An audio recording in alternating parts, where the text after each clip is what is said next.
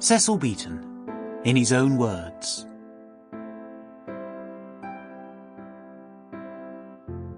At Home, broadcast on BBC Radio, 7th of May, 1957.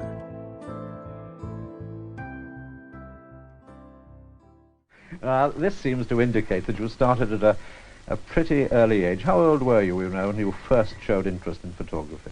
11 or 12. My father gave me the usual brownie, and I did the usual seaside snapshotting. But I was very ambitious, because from an early age I was stage-struck. And I wanted to take photographs that looked like the theatrical photographs outside theatres, you see.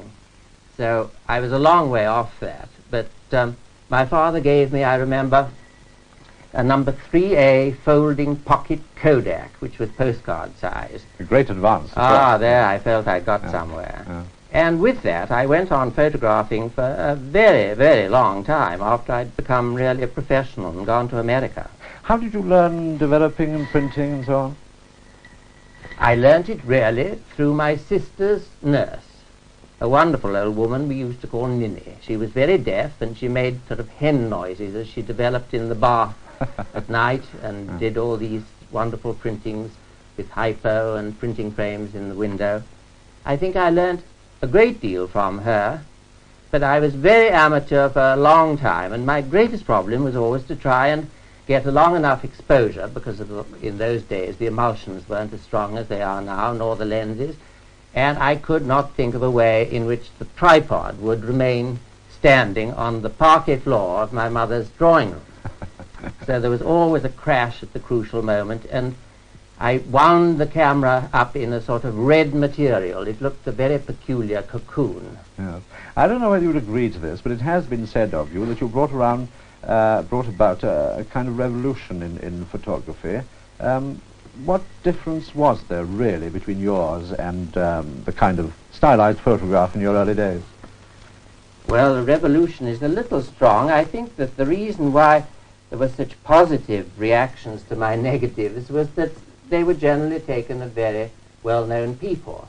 But I think, for instance, that this photograph of my sister, which was taken with her mother when Nancy was presented at court, I think it illustrates fairly well what we're talking about, because this was the conventional Bond Street picture, and this other one is taken by me. She did happen to be in fancy dress as a shooting star, but that, I think, shows the difference.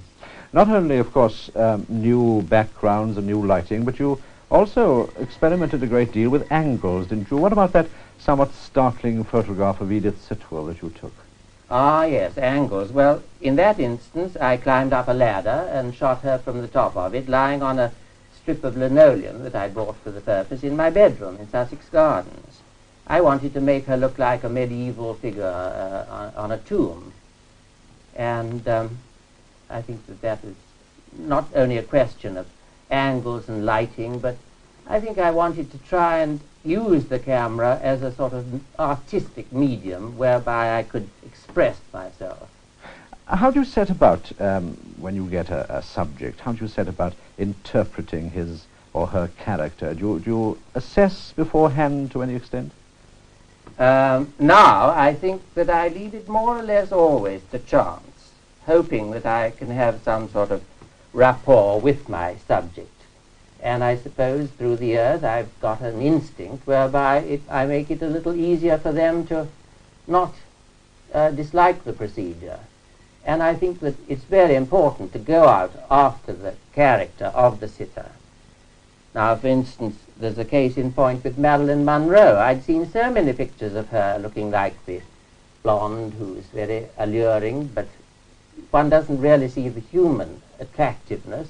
When I met her, I was so impressed by the sort of gaiety and the variety of moods that she had that I just wanted to catch that. So I didn't concentrate on the background at all. I just really found myself so in sympathy and so amused, so delighted, that all I could do was to run around clicking in her wake. Well, she was in sympathy. She was cooperative, but you must have had many occasions, you know, when there were difficulties, lack of cooperation, lack of sympathy. How do you cope then?